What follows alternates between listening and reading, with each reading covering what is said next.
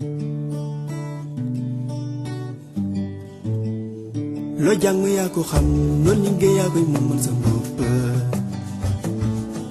loo jàng yaa ko xam loo liggéey yaa koy moomal sa bopp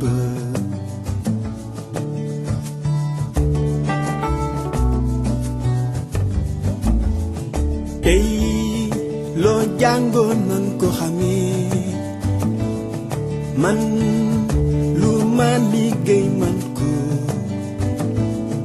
jàngoon naa ko xam naa ko gën mën naa ko gën du naa. La cérémonie d'ouverture va se dérouler comme telle. Nous allons donner d'abord la parole au chef de mission de l'UICN, M. Racine Kane. Puis nous allons donner la parole à Mme Victoria, représentante de Global Challenge Foundation. Nous allons donner la parole aux représentants des élus. Nous avons donné la parole aux représentants du Conseil économique, social et environnemental. Et puis, je vais prononcer aussi un mot. La bienvenue à tout un chacun ici, notamment à nos hôtes de Global Foundation, Challenges Foundation, qui nous ont fait l'amabilité de nous rendre visite à l'UICN. Et exprimer également toute ma reconnaissance au réseau REPES qui, comme vous le savez, travaille en étroite collaboration avec l'UICN depuis des années pour promouvoir la protection de l'environnement et la conservation de la biodiversité au Sénégal. C'est bien entendu, et vous le savez également, une association dont nous sommes très fiers parce que du fait d'un travail remarquable qui a été fait au Sénégal dans le cadre du renforcement des capacités des parlementaires et des élus locaux dans le domaine de l'environnement, dans le domaine de la conservation de la biodiversité, dans le domaine du développement durable, cette association a fait des émules dans les autres pays de la sous-région. Du Sénégal, de la Mauritanie, allais-je dire, jusqu'à la Sierra Leone, sans oublier le Cap-Vert. Certains réseaux, comme le REPES, se sont constitués dans ces pays-là et fonctionnent à l'instar du REPES avec des assistants parlementaires. Je voudrais ici saluer mon jeune collègue Mohamed Djedjou qui a un travail remarquable que je voudrais encourager et féliciter pour ce qu'il est en train de faire. Il a des collègues à lui également qui sont actifs dans les autres pays et qui également travaillent à promouvoir ces réseaux et le travail d'influence que ces réseaux font. C'est donc pour nous une très grande fierté d'avoir accompagné ces réseaux et d'avoir fait qu'aujourd'hui, nous avons constitué un réseau régional qui s'appelle le réseau Appel.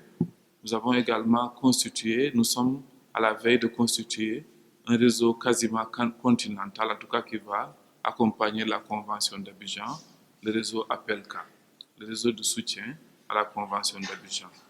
Et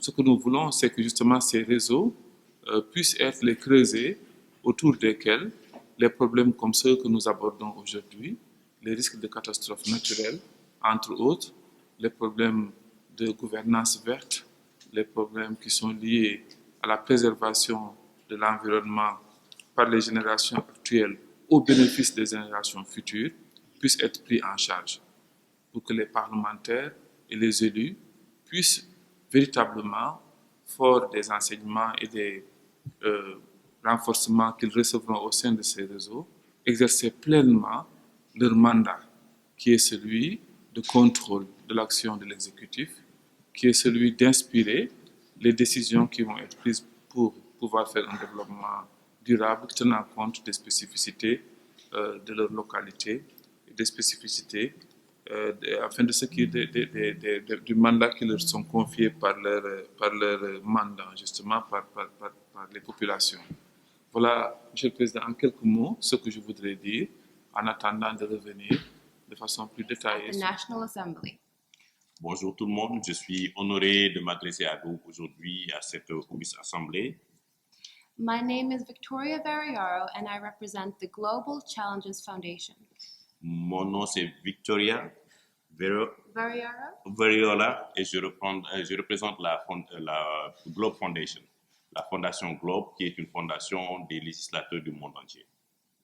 Today I will be speaking to you on behalf of the foundation.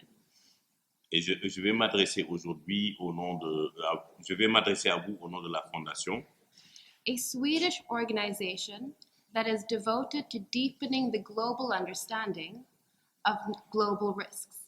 et c'est une fondation suisse qui participe à la préservation de l'environnement And to catalyzing solutions against them. et de trouver de nouvelles solutions aussi pour ce qui est aujourd'hui la protection de l'environnement et des effets liés au changement climatique.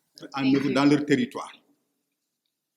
Ce séminaire, cet atelier, nous pensons que vient à son heure, puisqu'il porte sur la gouvernance des risques de catastrophes naturelles. C'est un thème d'une brûlante actualité, et c'est pourquoi, lorsque nous avons reçu l'invitation, en examinant les termes de référence qui ont accompagné l'invitation, nous avons trouvé que ce sont des problèmes majeurs dont nous allons discuter aujourd'hui. Il s'agit donc de susciter des discussions fructueuses sur la manière de gérer les risques de catastrophes dans le monde, mais plus particulièrement au Sénégal. C'est pourquoi nous pensons que l'atelier qui a pour objectif, pour mission d'évaluer les politiques et initiatives internationales clés en matière de risques liés aux catastrophes naturelles, de réfléchir aussi sur l'évaluation des risques catastrophes naturelles sur le développement économique et social, aussi sur évaluer les dispositions légales et réglementaires régissant les catastrophes naturelles au Sénégal, entre autres points aussi qu'il faut examiner, des propositions pour le cadre de gouvernance régionale et mondiale novateur, en d'autres termes des risques catastrophiques à l'échelle mondiale. Nous les élus, nous pensons que la plupart des catastrophes qui interviennent se déroulent dans nos territoires, que ce soit en milieu rural comme en milieu urbain. Et puisque nous avons pour mission de promouvoir le développement économique, social, environnemental, culturel et sanitaire de nos territoires, c'est dire que ce thème vient à son heure et nous prenons l'engagement dans la mise en œuvre de ces conclusions, en tout cas de donner le meilleur de nous-mêmes pour que cela puisse se traduire. Monsieur le Président, c'est avec un énorme plaisir que je viens au nom du Conseil économique, social et environnemental assister à vos ateliers. Parce qu'au sortir des ateliers, on apprend toujours. Et vraiment, depuis qu'on a commencé à collaborer avec le REPES, c'est toujours avec beaucoup de fierté et d'enthousiasme que nous venons répondre à vos invitations. Aujourd'hui, bon, comme vous l'avez dit tantôt, l'activité politique, sociale qui est actuellement en action au Sénégal fait que je suis aujourd'hui avec M. Ndiaye, qui est le conseiller, qui représente la jeunesse au niveau du Conseil économique, social et environnemental, qui est aussi le rapporteur de la commission culturelle du Conseil économique, social. Donc c'est avec lui que je suis là au nom du Conseil économique, au nom de Mme Aminata Tall, représenter le Conseil économique à cet atelier de ce jour. Cet atelier aujourd'hui, comme vient de le dire le doyen Badiane, vient à son heure parce qu'en fait, la gestion des risques, parce qu'en général, on gère toujours l'après, mais là, ce sont les risques, donc en amont. Et je crois que c'est vraiment quelque chose qu'il faudrait faire. Comme on le dit souvent, vaut mieux prévenir que guérir. Et savoir comment faire pour parvenir à gérer ces risques une fois. Donc dans le cadre législatif, une fois qu'elles sont là, qu'est-ce qu'il faudrait faire?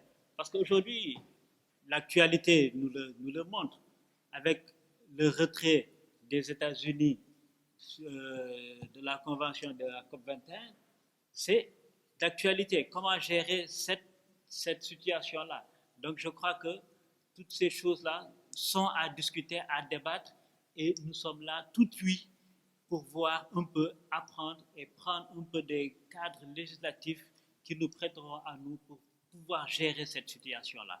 Pour ne pas être long, donc comme on a accusé un peu de retard par rapport à notre programme, je m'en tiens là et je vous remercie encore une fois pour votre invitation. Je ne suis pas étonné d'entendre que les États-Unis se retirent, mais je ne suis pas aussi étonné de les voir se retirer parce que les États-Unis n'ont jamais signé la Convention de Kyoto. Ils sont toujours là pour des mécanismes de flexibilité qui renforcent aujourd'hui le profit de l'industrie tout en nous permettant, tout en nous demandant d'accepter, de s'adapter quand même à des destructions qu'ils ont programmées. Mais aujourd'hui, on parle de catastrophes naturelles. Il faudrait maintenant que les gens puissent être informés que la situation est alarmante. Et il faut prévenir, pouvoir protéger et participer. Et pour cela, il nous faut avoir maintenant le niveau de connaissance des lacunes pour essayer de les combler au niveau des décideurs et des prises de décision. C'est à cela donc que je vais m'attarder pour demander à M. le Président d'être rassuré que nous sommes en tout cas engagés à porter les plaidoyers comme vous l'avez demandé et à renforcer notre collaboration avec les institutions comme l'ICN. Et en passant, je vais remercier M. Khan, qui depuis 20 ans collabore avec le secteur de la pêche dont je représente. Global Challenge aussi. Pourquoi ils sont là aujourd'hui au Sénégal? C'est parce qu'en fait, il y a un prix international qui va être lancé par Global Challenge Foundation.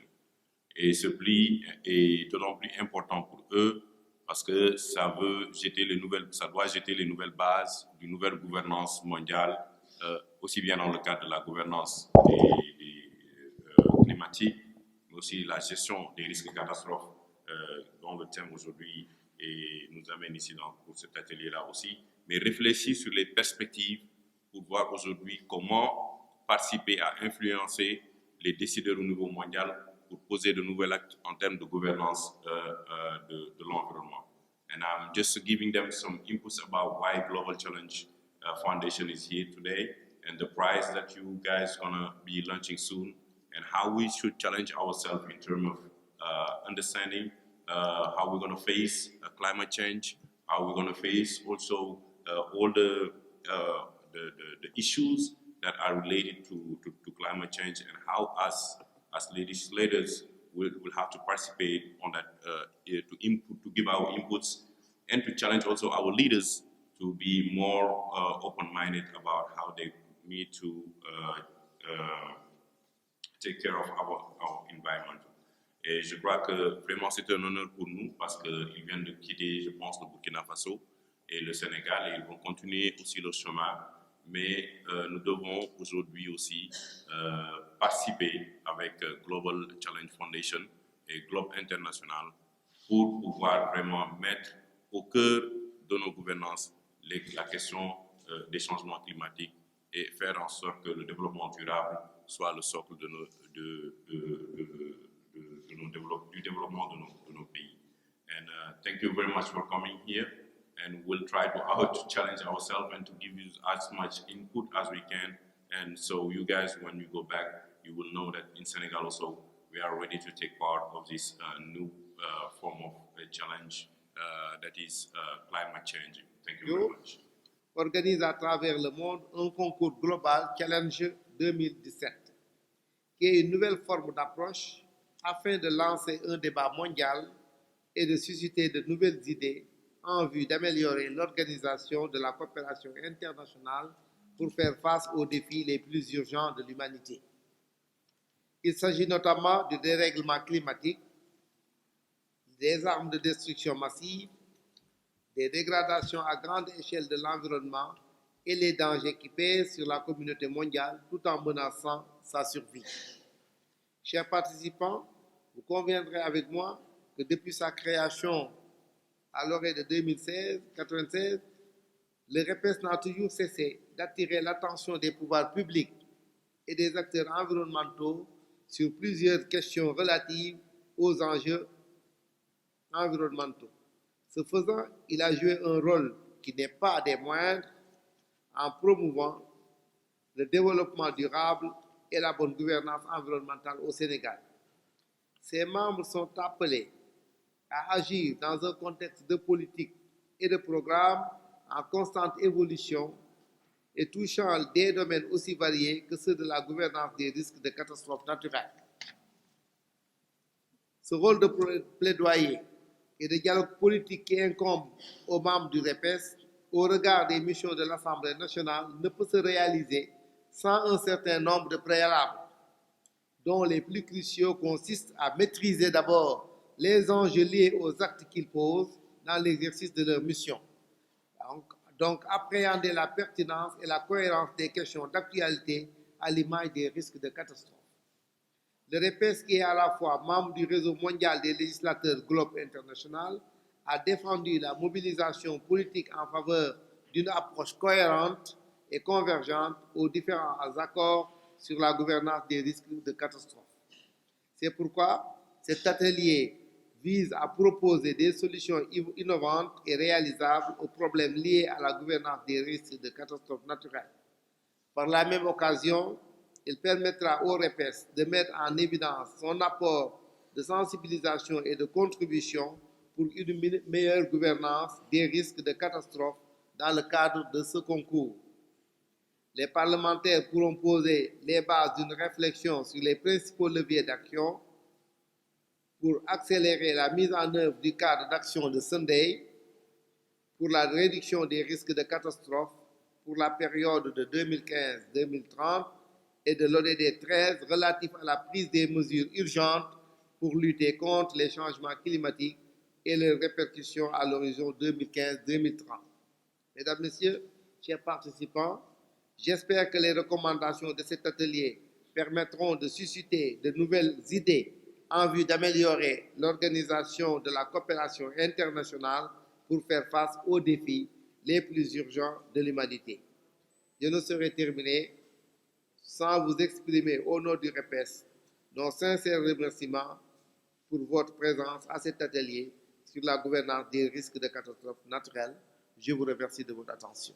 First, probably interaction with Globe, and ever since we have been working very hard to developing something. And Sheikh Umar also is developing something with Globe International on climate change. I mean, they have been very pivotal in really putting up front the role of parliamentarians. That's the reason why I'm very happy that you are here. I'm very honored as a Senegalese that my parliament is being visited by people like you. And I wish we can collaborate further to really bring more, let us say, knowledge, but also probably also means funds for the next parliament, because we are this mandate this parliament is ending, I think end of this July, and we will have a new parliament this year in August. Our wish is that the work we have started will continue, and for that we strongly need your collaboration. Thank you very much. Moi dit en anglais, remercier nos collègues qui sont venus de très loin pour nous appuyer et reconnaître sincèrement, à la veille du renouvellement de notre Parlement, le rôle extraordinaire qui a été joué par certaines personnalités ici dans le travail législatif relatif au domaine de l'environnement, du développement durable, du changement climatique. Je veux parler du président Lamine Thiam. Ma première réaction, la première chose que j'ai faite, je l'avoue ici, samedi, c'est de rentrer dans le net pour voir tout de suite dans les investitures où est-ce qu'il était situé, pour comprendre, pour voir un peu par rapport au devenir du réseau des parlementaires dans lequel il joue un rôle extrêmement important, quels étaient les aléas, pour ainsi dire, et les risques qu'il y soit ou qu'il ne soit pas. Dans tous les cas, moi, mes prières l'accompagnent pour que ces rôles-là continuent. Cela dit, je voudrais avec vous examiner quelques éléments relatifs à l'impact des risques de catastrophes naturelles sur le système de production agricole et de l'élevage et de la pêche. Je serai plus concentré sur les questions de l'agriculture et je toucherai quelques mots simplement sur la question des ressources halieutiques. La présentation, next slide, sera autour du rappel de quelques notions. C'est extrêmement important. Le député Sané l'a dit ici. Il faut qu'on puisse s'entendre sur les termes, sur les définitions, en faisant appel au consensus qui ont été trouvés autour de certains mots qui sont très importants pour que les gens puissent parler finalement le même langage. Donc, je rappellerai ici quelques notions. J'aborderai la question de la vulnérabilité aux risques liés au climat et à leur impact sur les systèmes de production en me focalisant davantage sur la question peut-être de l'agriculture et des inondations. Et enfin, je m'aventurerai à quelques recommandations, puisque le but de ce que nous sommes en train de faire, c'est également de sortir des recommandations qui seront prises en charge par nous-mêmes, mais aussi par nos partenaires qui sont ici présents et qui se sont déplacés pour cela. Pour ce qui concerne les notions clés, la notion d'aléa se définit tel qu'il est écrit ici comme un phénomène, une substance, une activité humaine ou condition dangereuse pouvant causer des pertes de vies humaines, des blessures et d'autres effets sur la santé, des dommages aux biens, des pertes de moyens de subsistance et de services, des perturbations socio-économiques ou des dommages à l'environnement. C'est une définition qui émane du Bureau des Nations Unies sur les risques de catastrophe. La résilience, élément important également, se définit par la capacité à résister, à s'adapter et se relever de chocs et de facteurs de stress qui sont des catastrophes naturelles, des crises politiques, des épidémies, des violences généralisées, des conflits armés, etc., de manière à étayer le développement économique et social, préserver l'intégrité et ne pas davantage aggraver ces vulnérabilités. Il faut que la lutte contre les risques, enfin, la réduction des risques soit conjuguée avec un renforcement des écosystèmes partout où cela est possible. Ça nous permet de gagner le combat, disons à moitié, sinon plus, parce que nous aurons conforté la base qui permettra de faire face à ces risques qui sont des risques importants et qui ont des conséquences extrêmement importantes sur la vie des communautés. Je voudrais en finir par là, en vous remerciant de votre aimable attention. Ma présentation sera axée sur plusieurs points. D'abord, nous allons mettre l'accent sur le cadre politique en parlant de l'ensemble des initiatives au niveau international, au niveau régional et au niveau national. Ensuite, le cadre législatif et réglementaire qui prend en compte les textes internationaux, les textes régionaux, les textes nationaux, le cadre législatif et réglementaire national applicable à ces catastrophes naturelles, et enfin, le cadre institutionnel qui prend en compte l'ensemble des structures internationales et nationales qui interviennent dans ce sens. Après avoir fait ce diagnostic, nous avons aussi abordé la question de l'analyse de ce cadre juridique, pour voir est-ce que si c'est un cadre juridique qui est efficient ou non. Pour enfin parler des principales recommandations relativement à ces risques de catastrophes naturelles. En guise d'introduction, nous avons tenté de définir quelques notions, notamment la définition que la FAO a donnée à cette notion. Selon la FAO, près d'un quart des dégâts causés par les catastrophes naturelles dans le monde en développement sont assumés par le secteur agricole. Ça c'est clair. Je pense que Racine en est largement revenu. Qu'est-ce qu'un risque?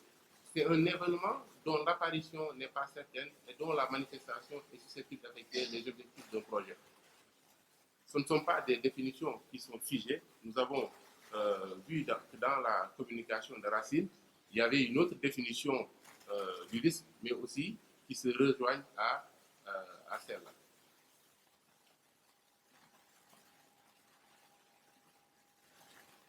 Quant aux réductions Quant à la réduction des risques de catastrophes naturelles, c'est un concept et pratique de la réduction des risques de catastrophes grâce à des efforts pour analyser et gérer leurs causes, notamment par une réduction de l'exposition aux risques qui permet de réduire la vulnérabilité des personnes et des biens, la gestion rationnelle des terres et de l'environnement, ainsi que l'amélioration de la préparation aux événements indésirables.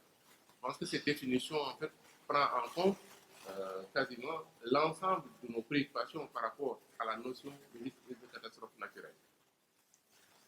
Maintenant, parlant du cadre politique, nous avons vu que la communauté internationale a essayé de décliner un cadre qui permet aux États de pouvoir mettre en œuvre des politiques qui peuvent sous-tendre, n'est-ce pas, la politique qui a été définie au plan international. Même si ce sont des politiques qui sont dépassées, mais je ne me suis plus vraiment allé citer pour un peu voir la chronologie. D'abord, en 1990, nous avons déjà la stratégie internationale de prévention des catastrophes naturelles de 1990. Ensuite, le cadre d'action de l'OIGO, qui vient juste se terminer. Présentement, nous avons le cadre d'action de Sendai pour la réduction des risques de catastrophes naturelles. Je pense que l'honorable Abdou Sané reviendra sur cette question. Nous avons l'ODD 13 qui prend en compte, qui met l'accent sur la prise d'urgence de mesures pour lutter contre le changement climatique et les répercussions à l'horizon 2015-2030. Au plan régional, nous avons un programme qui est très important, intitulé Programme d'État et de développement de l'agriculture africaine. Ce plan porte aussi une attention particulière sur les situations d'urgence et les catastrophes exigeant des interventions dans le domaine agricole, alimentaire ou des dispositifs de protection. Vous voyez, à travers ce plan, vous avez vu que les conséquences de ces risques ont beaucoup d'impact sur la sécheresse, les inondations et qui ont des répercussions néfastes sur l'agriculture. Au plan national, nous avons le plan Sénégal émergent. Vous conviendrez avec moi que le plan Sénégal émergent contient des dispositions qui sont relatives à la prévention, à la réduction des risques majeurs de catastrophes à travers le développement des plans de contingence au niveau national et régional, la promotion de la culture, de la prévention et de la gestion des risques de catastrophes, la maîtrise des accidents industriels majeurs, la mise en place d'un système d'alerte précoce sur les risques naturels et l'amélioration de la sécurité du transport de matières dangereuses. Toujours dans le cadre de ce plan émergent, l'accent a été mis sur l'amélioration de la gestion des catastrophes naturelles, ce qui est extrêmement important, avec la mise en place de mécanismes d'assistance et d'assurance, la création d'un fonds d'intervention d'urgence et le renforcement des capacités des acteurs de la protection civile. Nous avons vu récemment que la direction de la protection civile a été renforcée en termes de matière technique et qui est en parfaite adéquation avec le PSE, qui constitue la base des politiques sectorielles et des cadres de dépenses sectorielles à moyen terme. Ce plan, cette stratégie, prend en compte la prévention et la gestion des risques. Je pense que nous aurons l'occasion aussi d'en revenir lors des questions.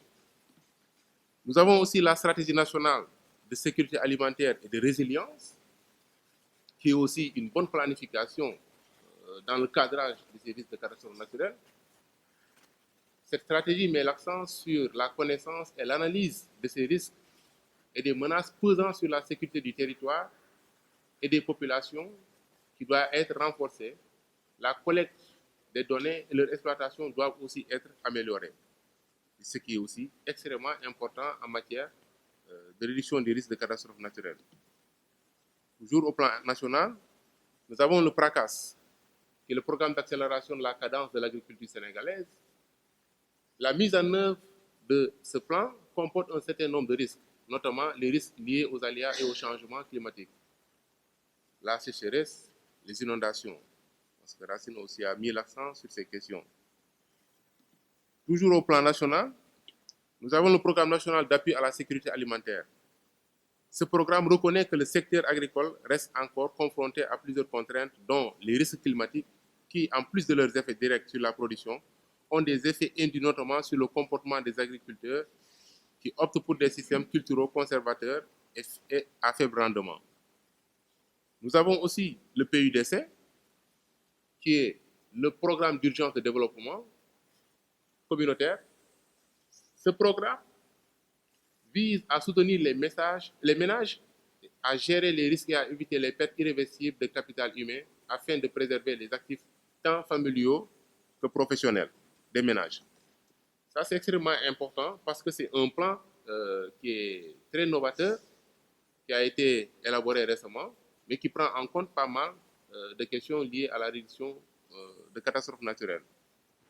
Il faut élaborer des textes favorisant une intervention participative de tous les acteurs en cas de catastrophe, donc vu que les acteurs interviennent de façon sectorielle. Il faut aussi intégrer la réduction des risques dans l'ensemble des cadres législatifs et réglementaires concernant, n'est-ce pas, les cadres sectoriels.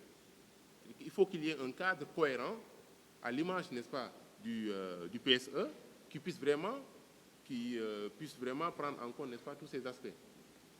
Adapter les différents textes au contexte et aux nouvelles exigences de la gestion des risques de catastrophes naturelles.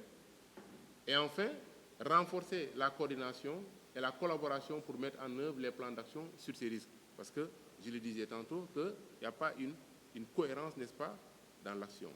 Donc, chers participants, Monsieur le Président, c'était l'ensemble. Et de trouver le moyen pour le monde entier de travailler ensemble. To address the risks that humanity is facing on a global scale. Pour trouver des solutions face aujourd'hui aux challenges qu'on est en train de vivre, surtout en termes de changement climatique. The foundation is based on the belief that global challenges need global solutions. Et l'esprit même de la fondation, c'est de dire que les challenges au niveau mondial doivent trouver aussi des solutions au niveau mondial. The really big threats that we're facing, such as climate change, weapons of mass destruction, and pandemics. Et les risques que nous sommes en train aujourd'hui dans nos pays, dans le monde qu'on est en train de vivre, qui sont liés au changement climatique, weapon of mass destruction, à l'armement et aux maladies en général. All transcend national borders. Sont des conséquences qui traversent les frontières. Ce sont des challenges aujourd'hui qui traversent toutes les frontières. New forms of international cooperation are therefore urgently needed. Donc nous devons penser aujourd'hui à une nouvelle forme de collaboration entre les pays pour trouver des solutions à ces challenges-là. Why is this of importance? Pourquoi c'est important pour nous? Well, the world's population has quadrupled over the last 100 years. Parce que la population a augmenté 4 fois plus durant les dernières les 120 dernières années, 100 ans. Les 100 ans. The consumption of natural resources and energy have increased dramatically during this time. La consommation de nos ressources naturelles a augmenté, ainsi que aujourd'hui de l'énergie. C'est-à-dire qu'aujourd'hui, on a plus de défis face avec nos ressources naturelles. On a plus de défis pour l'utilisation des énergies. Concernant aujourd'hui des défis environnementaux, on est en train de détruire l'environnement, le gaz carbonique et l'émission de gaz carbonique et aujourd'hui un autre défi auquel nous faisons face. As we all know too well, one of the biggest and most pressing risks we face is global warming. Et comme nous le savons tous aujourd'hui, l'un des défis majeurs. With several signs that we're rather moving towards fragmentation. Depuis 2016, nous avons constaté qu'il y a beaucoup de défis auxquels nous faisons face et qui sont vraiment gérés de manière très sectorielle. We need to find innovative ways for nations and communities to come together. C'est pour ça que nous devons trouver de nouveaux mécanismes pour que les communautés, les États travaillent ensemble pour pouvoir sauvegarder notre planète et travailler surtout pour la protection de l'environnement. Currently, many are criticizing globalization and supranational organizations. Actuellement, beaucoup de gens sont en train de critiquer cette discussion que nous sommes en train de mener est très importante parce que c'est une discussion qui se mène au niveau local, au au niveau national, régional et international pour essayer de trouver des résultats à ces défis-là. And it's unclear what the result will be. Mais nous ne sommes pas encore sûrs des résultats qui vont ressortir de ces discussions-là que nous sommes en train de mener. But there is hope. Mais quand même, il y a de l'espoir. While the rapid pace of industrial development has caused many risks that we currently face, Et le développement industriel aujourd'hui a créé un bouleversement tel que nous faisons face à beaucoup de défis en même temps. we at the Global Challenges are inspired by the belief of human ingenuity. Et nous, à Global Challenge Foundation, nous sommes sûrs que nous pouvons trouver des solutions grâce à l'ingéniosité et vraiment les solutions que chaque pays peut proposer pour qu'on puisse gérer ces défis-là au niveau international. If properly challenged, can address these challenges and secure a better future for all. Et si nous pouvons travailler ensemble pour trouver des solutions, ça va protéger non seulement l'environnement, mais surtout ça va protéger principal objectif de regrouper des gens qui vont réfléchir sur des modèles de coopération au niveau international pour vraiment faire face aux défis les plus urgents et voir comment on peut trouver les liens et pour que ces risques auxquels nous allons de plus en plus avec dans un horizon lointain faire face, comment la communauté internationale va prendre les devants pour trouver des solutions. The New Shape Prize is not looking for solutions to just individual threats, but for frameworks or mechanisms for global decision-making that can move us beyond national interests and short-term priorities to act in the interests of all of humanity.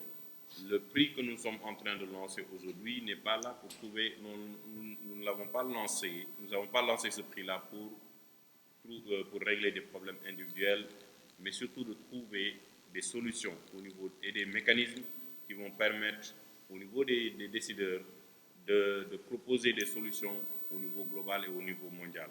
Et cela pour que ce soit une des priorités pour la protection de l'humanité tout entière.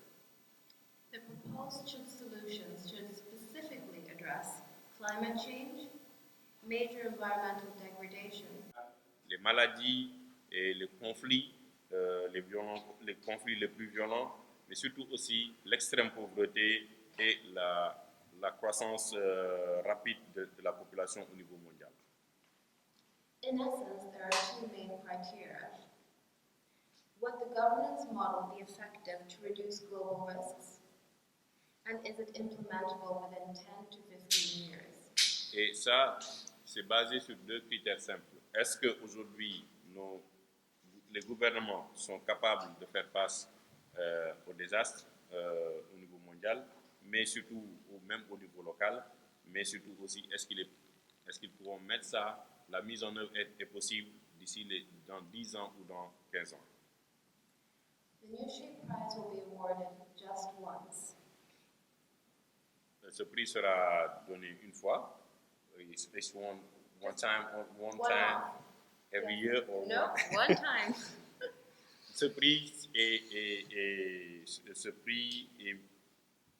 dédié, non, c'est pas dédié, est décerné une seule fois.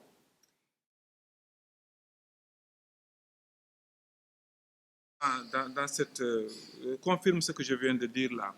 Pour ce qui concerne Madame Yang, tout à fait d'accord avec elle par rapport à la pêche en particulier qui pose véritablement de problème. Chaque année, c'est près de 100 personnes qui disparaissent en mer au Sénégal. C'est un minimum, hein, c'est un chiffre minimaliste que je prends ici.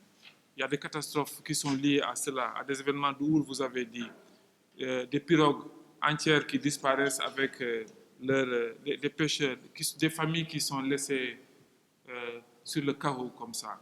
C'est une catastrophe, c'est une tragédie. Et je dois dire qu'avec le ministère de la Pêche actuellement, nous sommes en train, à côté de ces systèmes d'alerte que vous avez décrits tantôt, d'expérimenter un projet pilote de géolocalisation des pêcheurs. Nous avons mis à bord d'embarcations de la pêche artisanale des appareils, on appelle ça des smart tracks, qui permettent de pouvoir au minimum localiser l'embarcation partout où elle va. Nous, notre préoccupation était davantage de voir comment la pêche artisanale se comporte par rapport aux réglementations. Est-ce que les aires marines protégées, par exemple, sont des zones qui sont épargnées? Est-ce que c'est là-bas qu'ils se rendent pour pêcher, etc. Mais in fine, l'idée aussi, c'est de voir les zones les plus fréquentées par les différents types de pêche pour qu'au moment où une catastrophe se déclenche, on sache la zone où on a le plus de chances d'aller trouver ceux qui sont en danger. En attendant, bien sûr, d'avoir un système qui permette aux pêcheurs eux-mêmes de déclencher un SOS qui nous permettrait de les retrouver. Nous sommes dans cela. L'expérience pilote a été une réussite et nous sommes en train aujourd'hui de vouloir aller à la généralisation. Je veux dire que la technologie est aussi souvent un allié à la réduction des risques de catastrophes naturelles et il faut ne pas avoir froid aux yeux pour la saisir. Totalement d'accord avec elle sur la nécessité d'avoir ce qu'il appelle les SOP. Parce que ça, c'est important. Vous voyez, dans tous les pays avancés en tout cas, c'est des standards, des règles qui sont... On sait quand un tremblement de terre se déclenche au Japon, comment tout le monde doit se comporter. Parce qu'il y a une éducation qui est derrière. Il y a des règles qui sont édictées. Dans les classes, dans les écoles, c'est ce qu'on enseigne d'abord aux enfants. S'il y a quelque chose s'il y a un tremblement de terre qui se déclenche, il y a une alarme qui est donnée, vous devez vous mettre sous les tables. Vous devez attendre qu'on vous dise telle chose pour pouvoir en sortir. C'est ça qu'on appelle les standards. Et il n'y a rien qui est fait dans ce sens-là ici au Sénégal. Et pourtant, des risques de catastrophe existent. Pourtant, nous en avons expérimenté qui ont été deadly, qui ont tué plein de monde. Le Diola. À partir du Diola, quel standard on a mis en place? Est-ce qu'on peut dire aujourd'hui qu'il y a des standards dans nos systèmes de transport en commun qui permettent de savoir s'il y a un accident, comment se comporter? Est-ce qu'on sait quels sont les standards qu'on a mis en place à partir de l'accident d'ammoniac là, qui a décimé des gens?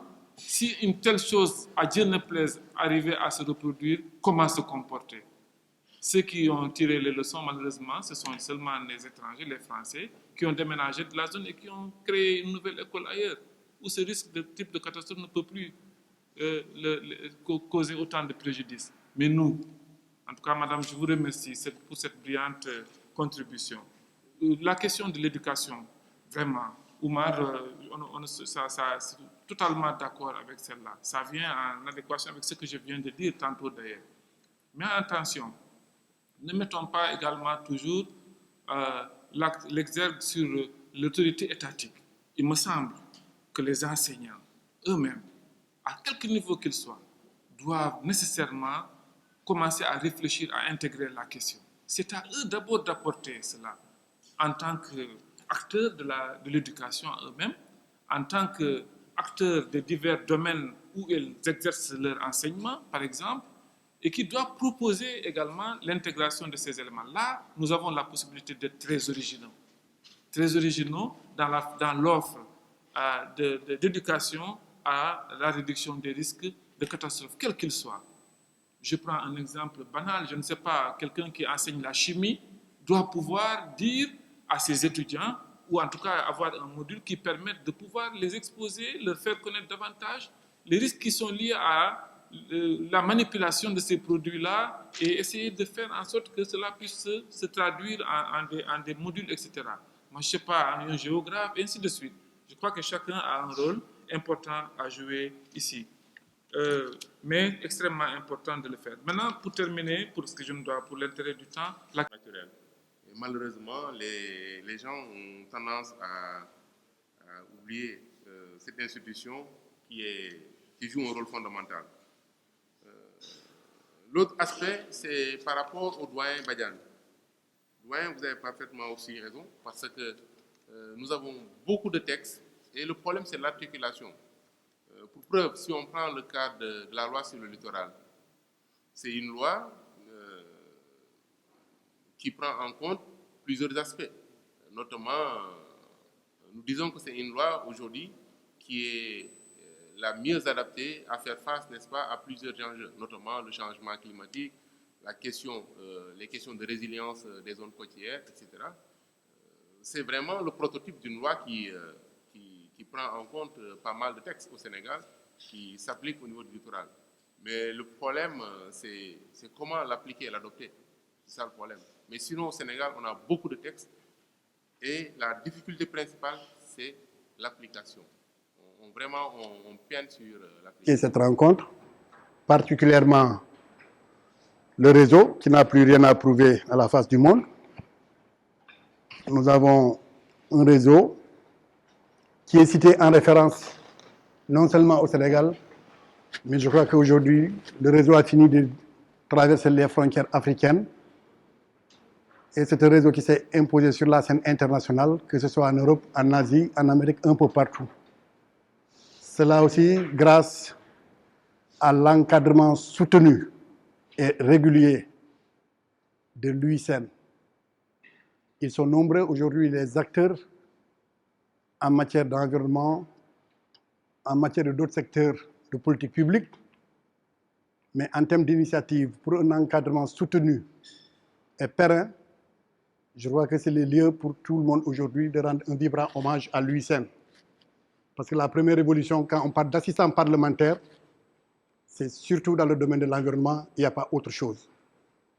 Et c'est donc l'occasion pour moi, en tant que produit ayant bénéficié donc de cet encadrement et de ce soutien, de remercier et de manifester ma gratitude publiquement. Parce qu'en Afrique, nous avons des défauts. C'est souvent lors des funérailles où on se souvient des bonnes actions des uns et des autres. C'est-à-dire que le jour où vous allez mourir, tous ceux qui vont prendre la parole, ce sera pour proposer deux choses. Dire tout ce que vous avez fait de bien, et si c'est des hommes politiques, baptiser des rues ou des édifices sous votre nom.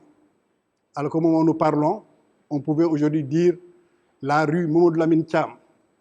On pouvait dire l'édifice, par exemple, au lieu de dire nouveau bâtiment de l'Assemblée, on dit bâtiment Racine Khan. Parce que c'est de son vivant que l'homme a besoin d'être soutenu moralement. C'est de son vivant qu'un hommage a de sens s'il est sincère. Et c'est pourquoi partout où je suis, si la tribune qui m'est offerte me le permet, je ne cesserai de manifester ma gratitude de la façon la plus profonde, de la façon la plus sincère. Parce que c'est une façon pour moi d'encourager les différents acteurs à rendre davantage de services aux différents bénéficiaires. Quant à la fondation aussi qui est là, je crois qu'elle est en train de stimuler l'excellence. Parce que qui dit concours renvoie à cette idée du travail bien fait, de cette rigueur dans la conception des choses. Et donc, c'est une saine émulation qu'on est en train de nous administrer et dont les seuls bénéficiaires seront non seulement nous les acteurs d'aujourd'hui, mais plutôt les générations à venir. Parce qu'en termes de développement durable, on cesse d'être égoïste pour moins penser à soi au moment où nous parlons, mais à parler au futur pour ceux qui ne sont pas là et qui viendront plus tard. Et c'est tout le sens de ce que nous sommes en train de faire à travers cette bonne mobilisation, malgré un contexte qui n'est pas très propice à la mobilisation. Donc, président du réseau, responsable et représentant de l'UICN, vous qui constituez notre fierté, soyez-en remerciés et que Dieu, en ce mois béni du Ramadan, puisse vous armer suffisamment en vue de relever tous les défis qui se dressent à vous. Et c'est des défis que vous gagnerez parce que vous êtes des hommes de conviction et des hommes de foi. Par rapport au sujet, avec l'assistant parlementaire, nous avons discuté et pour être un peu en phase avec ce qui se passe sur la scène internationale et les attentes de l'humanité, il était question de parler de la gouvernance. La question de la gouvernance est aussi étendue et aussi ample qu'on ne saurait la limiter. Lui, déjà, ce qu'il a fait, c'était un aspect de la gouvernance. Et aujourd'hui, ce qui est attendu, c'est quoi? On s'est rendu compte lors de toutes les conférences mondiales et toutes les réunions régionales ou sous-régionales que tout le monde parlait de la gouvernance, mais lorsqu'on dit il faut produire un modèle de gouvernance à titre indicatif pour permettre aux uns et aux autres d'avoir une conduite à tenir, souvent la réponse n'est pas favorable. Et c'est fort de cela que je l'ai dit, écoute, pour être plus concret, je vais parler de la gouvernance, mais en termes de modèle standard qui permettent de donner un contenu pour qu'on cesse d'être toujours général, mais pour qu'on soit cette fois-ci de façon très précise, proche de la réalité et qu'on puisse voir quel contenu on peut donner. C'est ce qui a fait que donc j'ai proposé vous avez un schéma de gouvernance des risques en rapport avec le cadre de Sendai, parce que le cadre de Sendai, on parle à des élus, ça renvoie à quoi? À des accords que nous avons signés avec le reste du monde, à l'instar de la même signature que nous avons apposée dans les accords de Paris. Alors donc, proposition de schéma de gouvernance des risques en rapport avec le cadre de Sendai.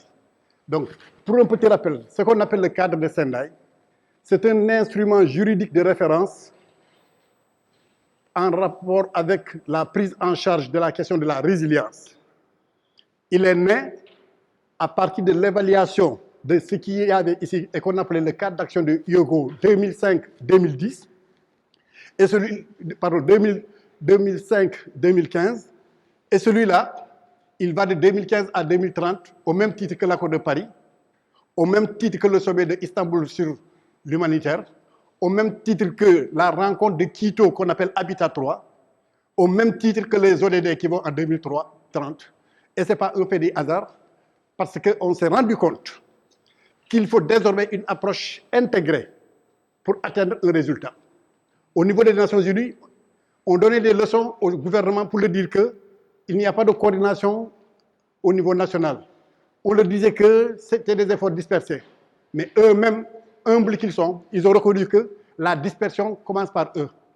Et c'est ce qui fait qu'au mois de juillet prochain, une réunion est convoquée à New York pour que le point focal des catastrophes, premièrement, le point focal des ODD, deuxièmement, le point focal des accords de Paris, troisièmement, le point focal de Habitat 3, quatrièmement, et le point focal du sommet de Istanbul. Donc, les 5 vont se retrouver pour donner un exemple de coordination à l'échelle des agences onusiennes. Parce qu'ils se sont rendus compte que tant que vous travaillez isolément, vous ne pourrez atteindre un résultat. Exemple, dans la réduction des risques de catastrophes, on vous dit quelles sont les relations entre la réduction des risques de catastrophes et le changement climatique. Quelles sont les relations entre la réduction des risques de catastrophes et le sommet de Istanbul? Quelle est la relation des risques de catastrophes et le sommet? Et vous verrez que les liens sont établis. Et donc, puisque les liens sont établis, on dit ça en anglais underlying risk factors. C'est-à-dire que ce sont des facteurs de risque. Par exemple, la réduction des risques est au centre. Par rapport à l'environnement, l'environnement est un facteur de risque sous-jacent au risque. Habitat, même chose, parce qu'on a montré que l'absence de planification urbaine et l'absence d'aménagement et de maîtrise de l'espace et de contrôle de l'espace sont à l'origine, pour l'essentiel, de certaines formes de catastrophes telles que les inondations en milieu urbain, par exemple. Et que donc, en intégrant les résultats du sommet de Habitat 3 qui a eu lieu à Quito, ça permettrait donc de répondre à une question de prévention par rapport à ces questions-là, etc., etc.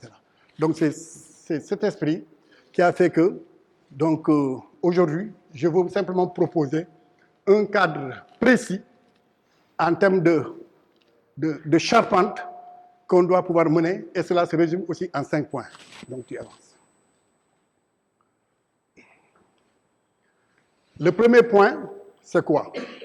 Nous parlons des risques de catastrophe comme on pouvait parler de n'importe quel autre élément. Quelles sont les organisations qui sont interpellées ou qui doivent être interpellées? D'abord, il y a le niveau public, donc qui nous appartient à nous tous.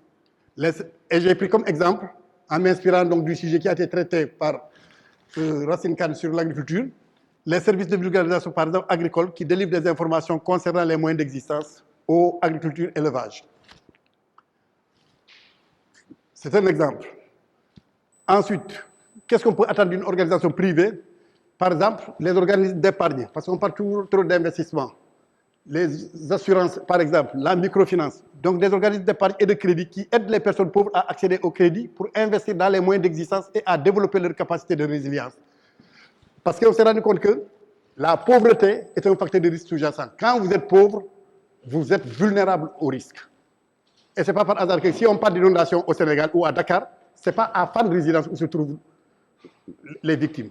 Mais quand vous allez dans la banlieue, c'est ça. Et vous verrez que ce sont donc les rapports sociaux qui déterminent le niveau de vulnérabilité des uns et des autres. Plus vous êtes pauvre, plus vous êtes vulnérable. Et plus vous êtes vulnérable, plus donc vous êtes frappé de plein fouet par les catastrophes. Et plus vous êtes riche, plus vous avez les moyens de vous protéger et de développer une forme de résilience pour faire face aux risques. La société civile aussi. Et je crois que même dans la composition de la salle, tout le monde est là. L'État est représenté, le privé est là, la société civile, les coopératives communautaires en milieu urbain qui militent en faveur des résidents et de leurs besoins et qui s'adonnent au plaidoyer en faveur d'une société résiliente. Alors, pour nos partenaires qui ne parlent qu'anglais, je me suis donné la peine d'écrire en français et en anglais cette présentation et je leur ai envoyé la version anglaise. Et moi, je fais la présentation en français, mais cette version, elle est écrite, doublement écrite en français et en anglais. Je me suis donné cette peine et j'ai réglé ça depuis hier. Et ce matin, j'ai fait le partage. Donc, chacun peut suivre ça dans sa langue. Donc, on a le public, on a les personnes privées, on a les sociétés civiles. Vas-y. Au niveau des politiques et processus. Alors, c'est là où on attend très souvent les institutions.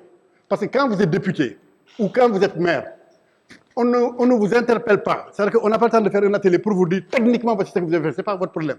C'est au niveau politique.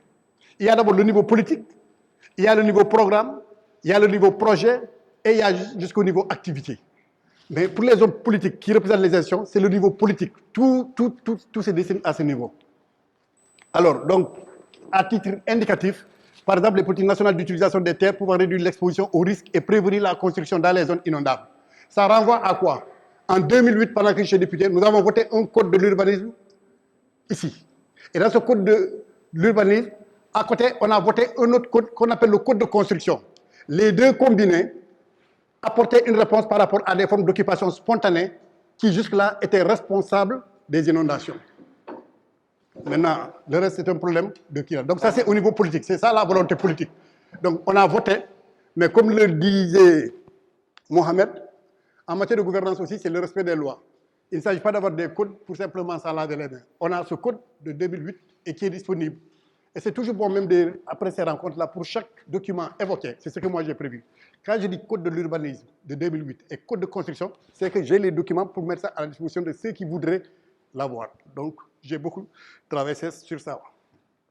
Au niveau de la législation, des normes de construction fixant des normes minimales en matière de construction d'infrastructures résilientes au risque. Convention, charte, recommandation, résolution, code, etc., etc. Alors là, c'est quoi? Si vous prenez le cas du Sénégal, rien n'a été laissé au hasard. Nous avons un code de construction, nous avons un code d'hygiène, nous avons un code de l'eau, nous avons un code de l'assainissement, y compris le code de l'environnement, etc., etc. Et ces codes, lorsque vous les combinez avec une approche très intégrée, vous vous rendrez compte qu'en principe, tout est fait pour rendre le cadre de vie très agréable. C'est un organigramme avec un ordre. C'est-à-dire que vous n'êtes pas libre de parler du plan Orsec. C'est comme si vous dites A, B, C, D jusqu'à la lettre Z. La lettre Z ne vient pas avant la lettre A. Avant de parler du plan Orsec, dans l'ordre, il y a d'abord ce qu'on appelle le plan d'opération interne, qui est peu connu des gens. Et c'est là où on attend les gens. Le plan d'opération interne, il est piloté exclusivement par la protection civile en rapport avec la direction des établissements classés du ministère de l'Environnement. Comme l'indique le nom, on est par exemple dans cette salle, c'est une unité industrielle, on essaie de concevoir un plan en cas d'accident, comment faire pour évacuer les gens et réduire au maximum les dégâts. C'est ça le plan d'opération interne. Mais après le plan d'opération interne, il y a le deuxième plan qui vient et qui est très vital par rapport à ceux qui passent au pétrole. Je les entends parler toujours d'études d'impact sur l'environnement. Ça, c'est des choses très dépassées maintenant. Alors, c'est le PPI. On l'appelle plan particulier d'intervention. Le plan particulier d'intervention, c'est-à-dire que ce sont tous les risques potentiels qui peuvent découler de l'implantation d'une unité, mais en dehors de cette unité. Par exemple, ça, c'est votre unité. Le milieu qui vous entoure, il faut un PPI, il faut un plan particulier d'intervention. Alors, il est adopté dans notre législation, longtemps validé depuis les années 63, mais voici le plan qui n'a jamais existé une seule fois sur toute l'étendue du territoire, et c'est là où il y a question pour poser sous forme de questions orales ou questions d'actualité au ministère de l'Intérieur lors de ses prochaines descentes. Il n'y a pas de PPI, il n'y a que sur le papier. C'est-à-dire qu'aujourd'hui, la centrale à charbon qui se trouve à Bargny, eux, ils parlent du plan de l'étude d'impact sur l'environnement. Je n'ai même pas de respect pour les études d'impact de l'environnement tel que ça se passe au Sénégal. Mais on s'adapte. Par contre, qu'est-ce qui est prévu lorsqu'il y aura qui était national? Et vous savez, depuis quand le plan de contingence national a été fait, ça fait plus de 7 ans. Et c'était simplement pour cette région. Et depuis, il n'y a pas de renouvellement. Or, quand vous prenez le document du plan Sénégal émergent à la page 85, vous verrez qu'on a renouvelé le vœu. Mais il ne s'agit pas de renouveler des vœux. il faut les matérialiser sous forme de politique publique. Donc à ce niveau aussi, une très bonne question orale pour que si le ministre en charge des catastrophes arrive, qu'on lui dise, monsieur le ministre, où en sommes-nous au nom de la protection des biens et des personnes par rapport à l'élaboration d'un plan national de contingence. Et aujourd'hui, les gens ont dépassé même le plan national. Au niveau local, on doit pouvoir élaborer des plans de contingence. Et ce n'est pas par hasard qu'avec le code électoral actuel, le code d'équité actuel, on a transféré la prévention au niveau donc, du département. Voici le plan particulier d'intervention. Et c'est le préfet qui devait le faire. Donc un député a le droit d'être reçu par le préfet, lui dit, monsieur le préfet, au nom de votre mandat et pour la sécurité des populations au niveau de notre département, où en êtes-vous avec le PPI? Si ce n'est pas fait, pourquoi? Vous interpellez-le et ça va obliger les gens à travailler, etc. Tout et tout et tout. Donc j'étais obligé d'insister un peu par ça, parce que souvent il y a un mot que l'on prend, plan Orsec. Le plan Orsec n'a pas de sens, parce que le plan Orsec c'est quand il y a la catastrophe. Alors que nous on travaille pour ne pas qu'il y ait la catastrophe.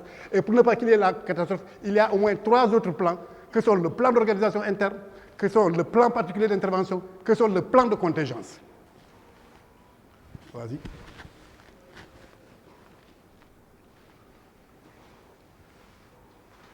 Alors là, on arrive au niveau des capacités et aptitudes locales. Des politiques de réduction des risques de catastrophes sont en place pour protéger contre les catastrophes et les effets du changement climatique, les populations vulnérables, personnes âgées, enfants, jeunes, handicapés, et ces politiques sont régulièrement réexaminées. C'est-à-dire que la connaissance ne doit plus être l'affaire des élites. Parce que là, le concept changement climatique aujourd'hui est en train d'être dilué dans de l'intellectualisme pur. Il y a toujours quelqu'un qui est invité et qui fait des projections.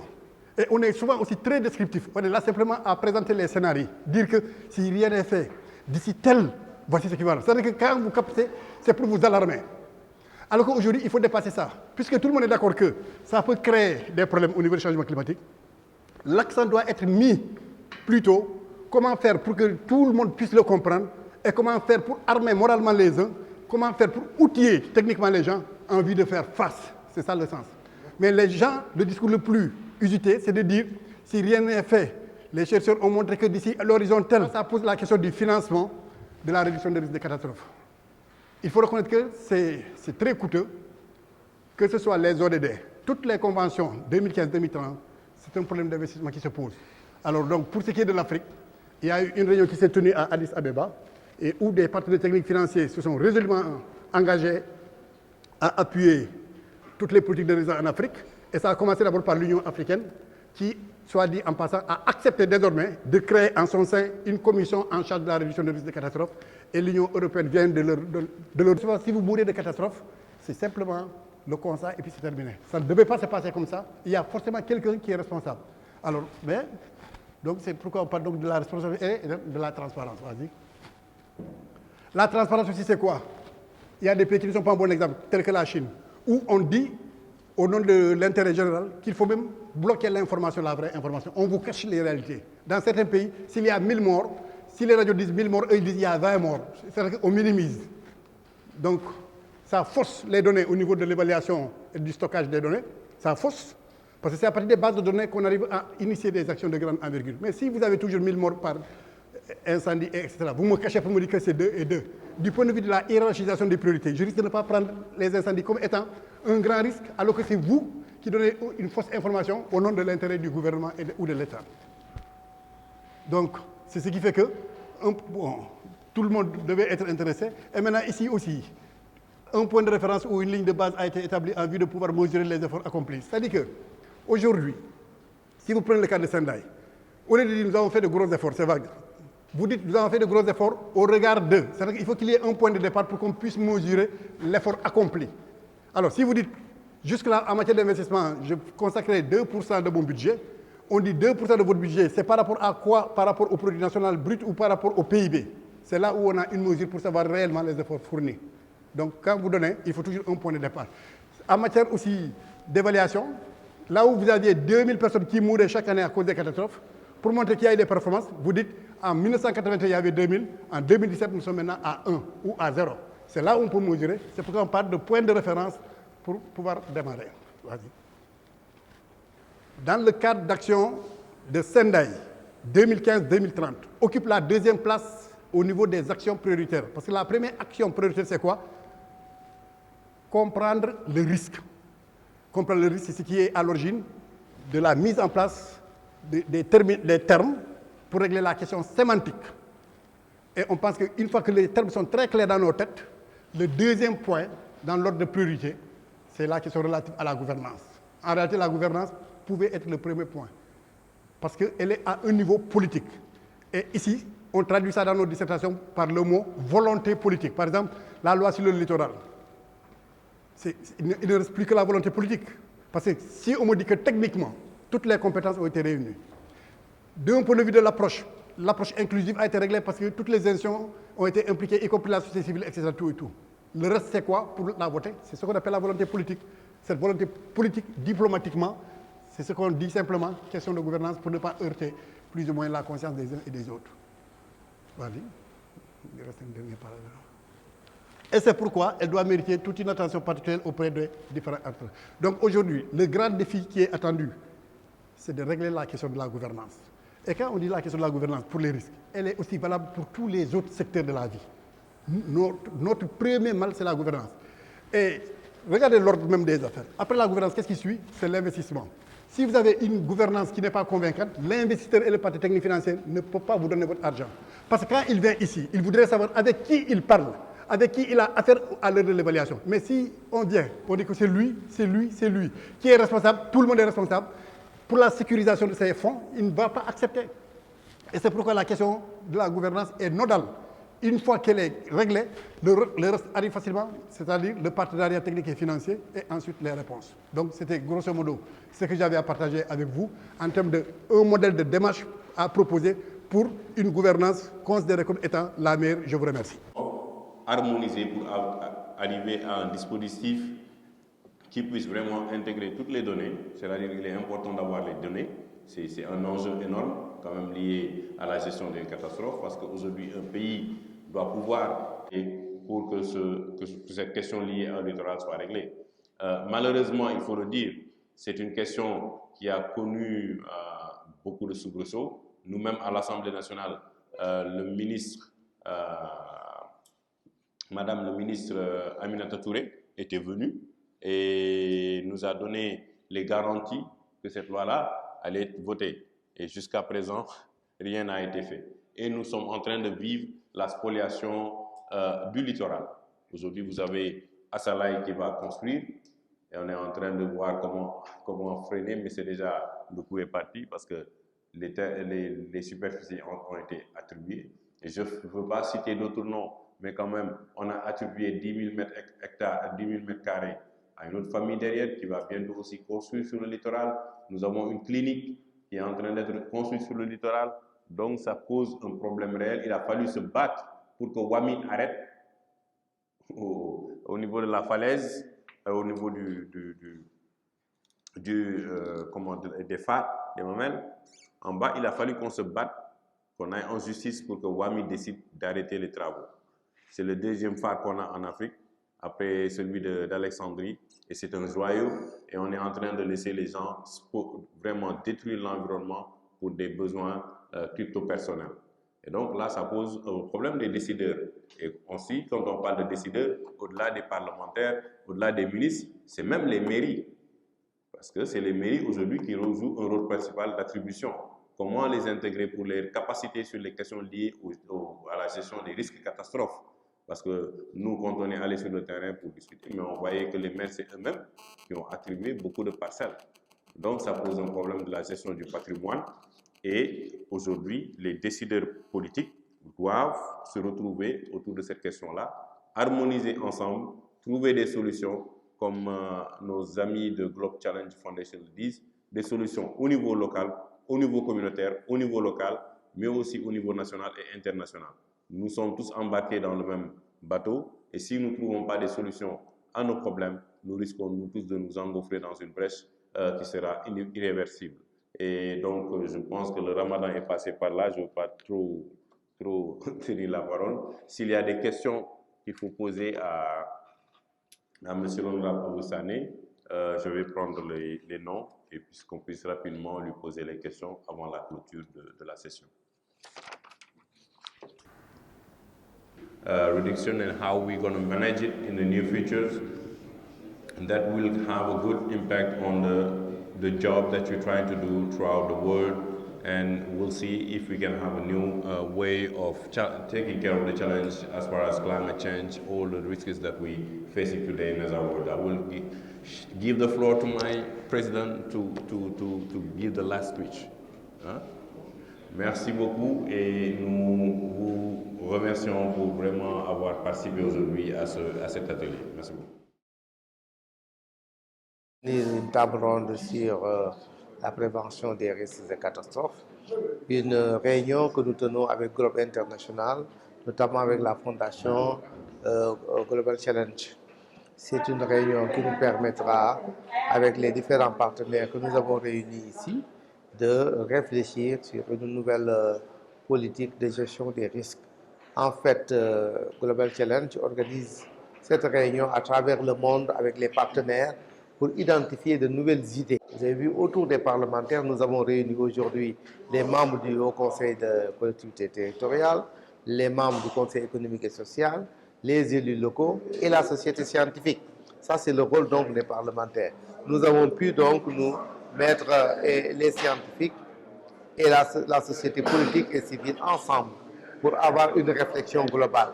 Et vous avez vu aussi les démembrements des structures techniques des ministères qui sont là. Cela nous permet donc de mener un débat profond. Le rôle de cette rencontre, c'est l'identification d'idées nouvelles.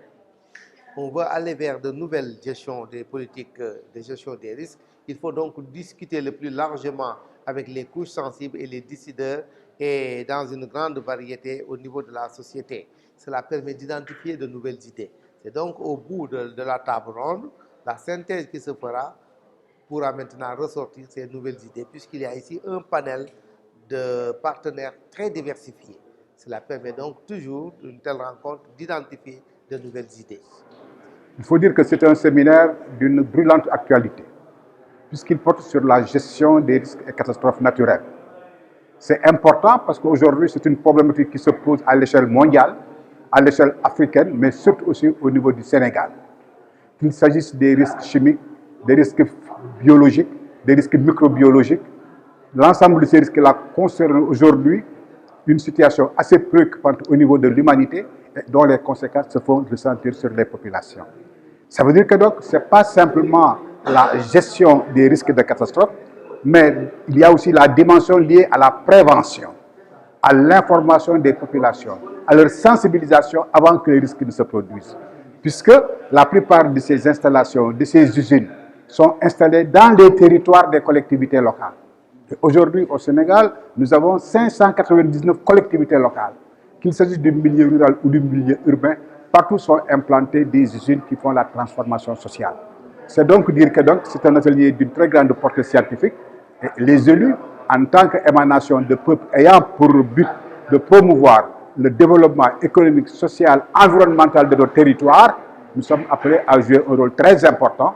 C'est pourquoi nous avons prononcé une allocation où nous avons montré notre disponibilité à faire en sorte que dans la mise en œuvre des conclusions qui seront issues de cet atelier-là, les élus locaux seront les premiers à les mettre en œuvre sur le terrain et dans leurs territoires respectifs. Bientôt l'hivernage approche.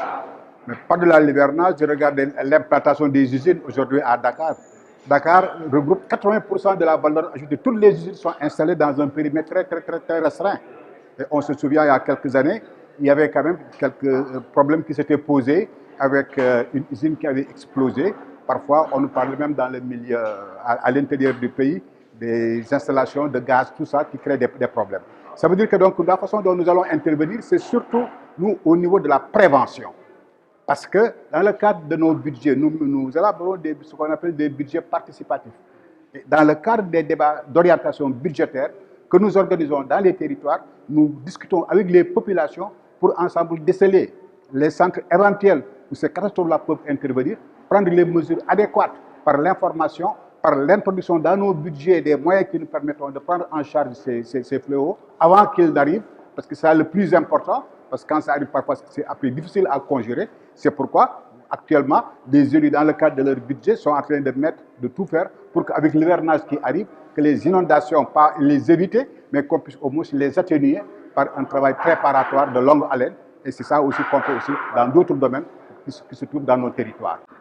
Nous sommes dans un contexte fortement marquée par les changements climatiques qui, comme vous le savez, ont fait l'objet de l'attention internationale qui a résulté aux accords de Paris.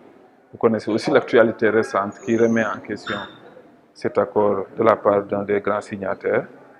Le Sénégal est un pays qui, comme vous le savez, a une frange côtière qui est très longue, sur duquel, à partir de laquelle plusieurs activités fortement génératrices de revenus sont déroulées. Je pense à la pêche, bien évidemment. Je pense au tourisme. Je pense surtout à la concentration urbaine, qui fait qu'aujourd'hui, quasiment plus de la moitié, pour ne pas dire les 3/4 de la population du Sénégal, vivent sur la frange côtière, sur le long en tout cas du littoral.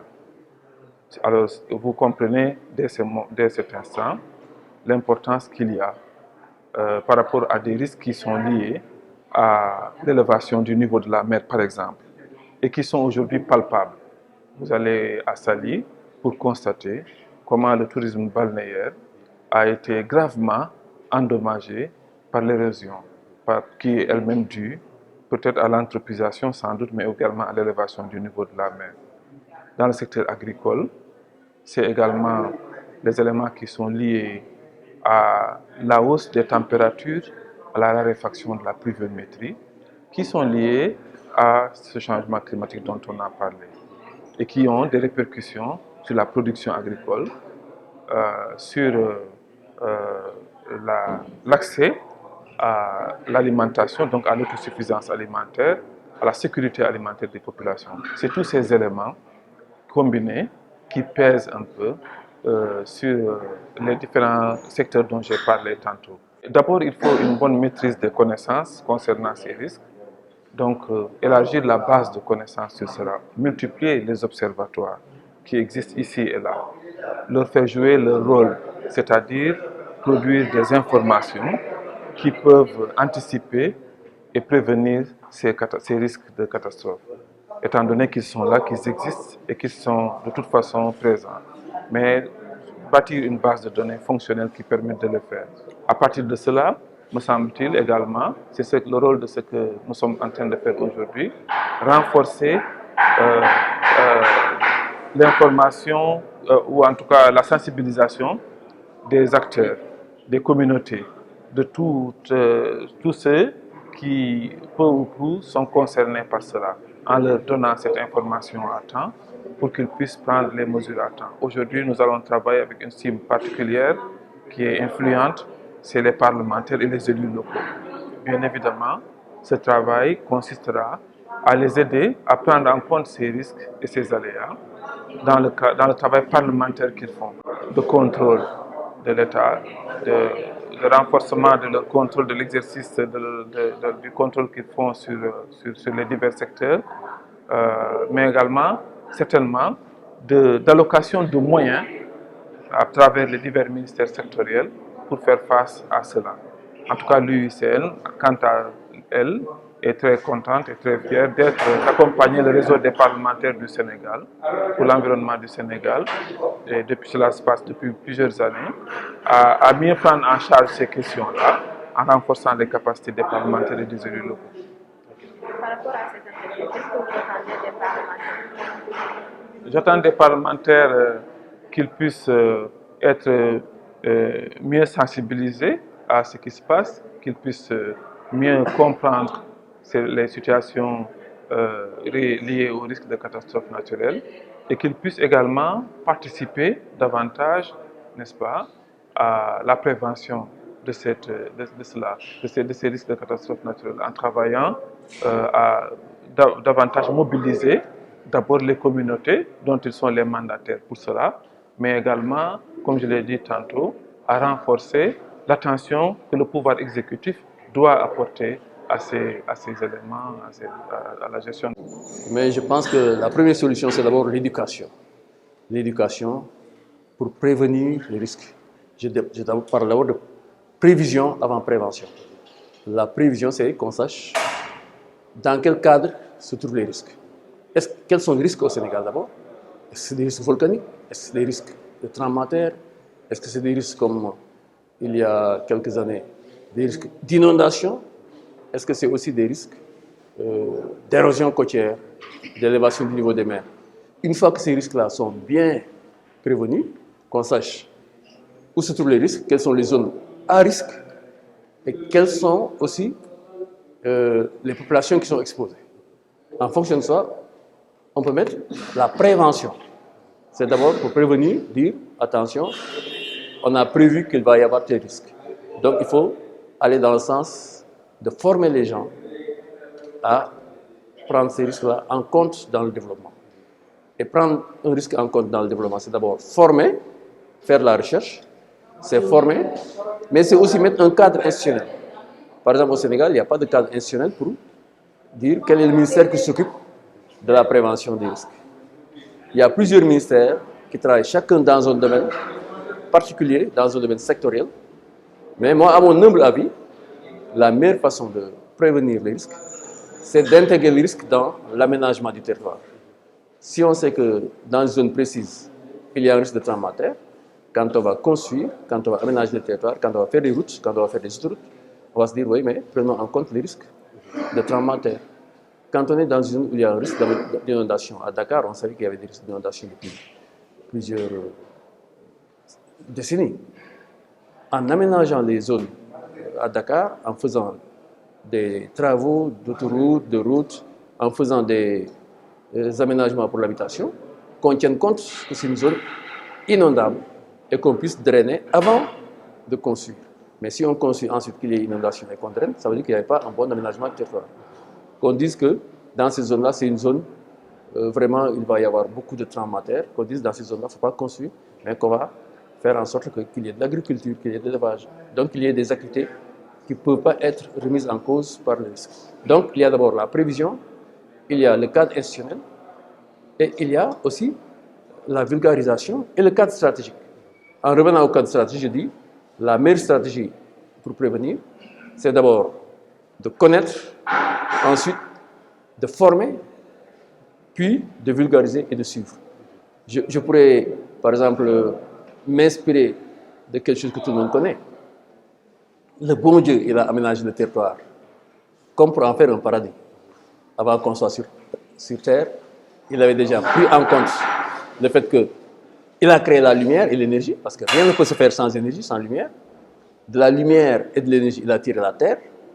Hein, on peut savoir sur quelle base il a tiré. Nous, géologues, on sait comment, à part de la lumière et de l'énergie, on peut faire la terre. Ensuite, il a tiré l'eau de la terre. Et l'eau, source vitale, l'eau était la base de tout le reste. Toute la vie est venue avec l'eau. La vie s'est diversifiée avec l'eau, les plantes, les animaux, et l'homme est venu en dernier lieu. Et quand il est venu en dernier lieu, il lui a dit « cherche, apprends », il lui a dit « iqra ».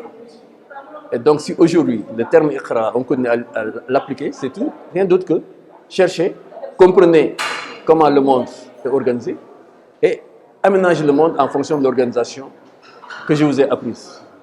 Et aujourd'hui, si on connaît les relations entre la Terre, l'univers, les plantes, la lumière, tout ça, et qu'on fasse notre développement basé sur ça, il n'y aura pas de risque. Comme disait tout à l'heure, il peut y avoir des risques à condition qu'on descende du bon chemin. Lo jàng yaa ko xam lo liggéey yaa koy moomal sa bopp lo jàng yaa ko xam lo liggéey yaa koy moomal sa bopp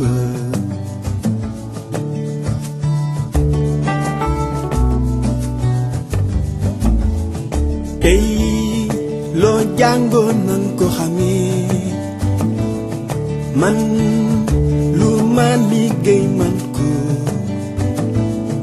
jàngoon naa ko xam naa ko gën